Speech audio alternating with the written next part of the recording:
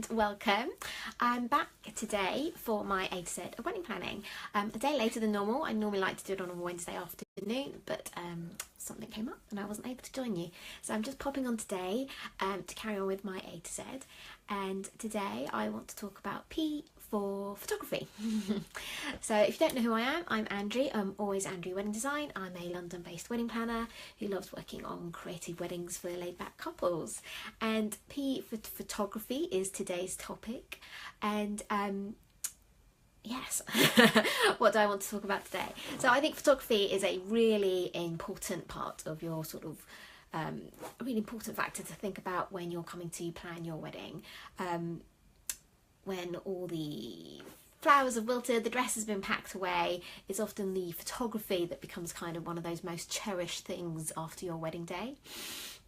The day can really fly by so quickly, and there'll be lots of moments that you might forget. So I think that's really where the photography really comes into play, because you'll be dying to see all the pictures and after the day, just to kind of relive all those moments again. And I think that's where the photography is really important. So I just wanted to a few quick tips about when you're looking into your photographer and what you need to consider.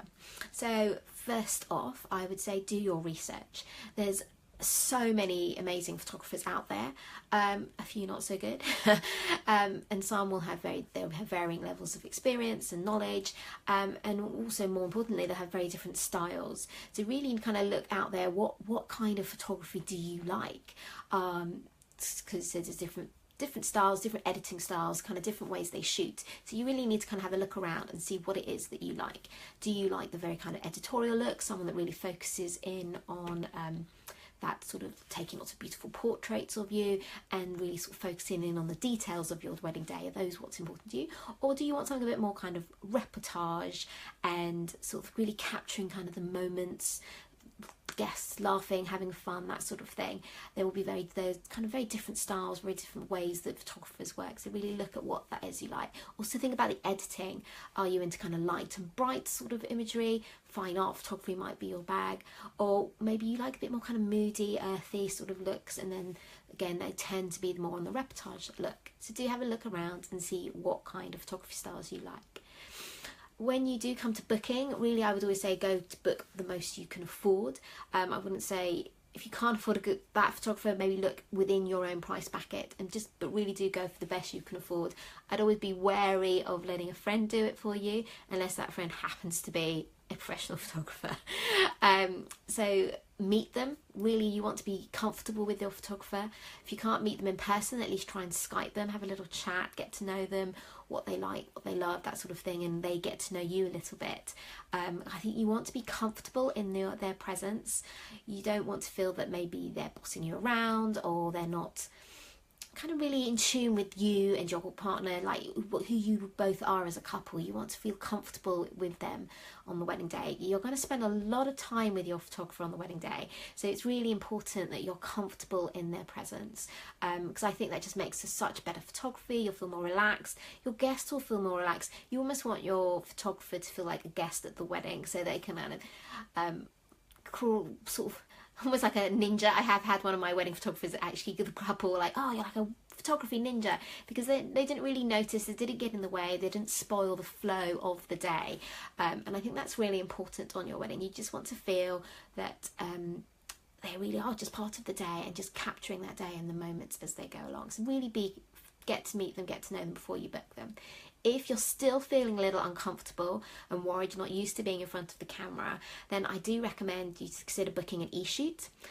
So that'll really give you a couple of hours just to get used to being directed by the photographer, know kind of how they work, and then makes you a bit more comfortable in your photos. So on the wedding day itself, you're already used to being with your photographer, you're used to how they work, how they're going to take the pictures. They'll also be able to kind of give you some directions on the best way to stand, and also when you get the images back, if you're a bit like uncertain about anything, you can just chat about the photographer about them and decide, just have a conversation with them, communicate with your photographer, and like establish what you do and don't like about your pictures.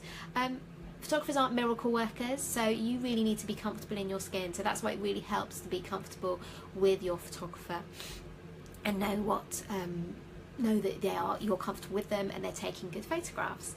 So really trust your photographer, let them take creative reign on what they're doing. If you've booked them for a reason, you like their style, so you really want to just trust them to do their thing, let them be creative, let them like know the spots, know what's going on around them. Know that they're going to establish what's going on at the venue. Often people think, oh, the photographer has to go visit the venue beforehand. The light will never be the same except on the day you get married. So for some photographers, they don't necessarily feel they have to go visit the venue beforehand, because really everything changes on the day of your wedding. It'll be a different time of year, different time of day, everything's set up in different ways. So yeah, so just have that trust in your photographer.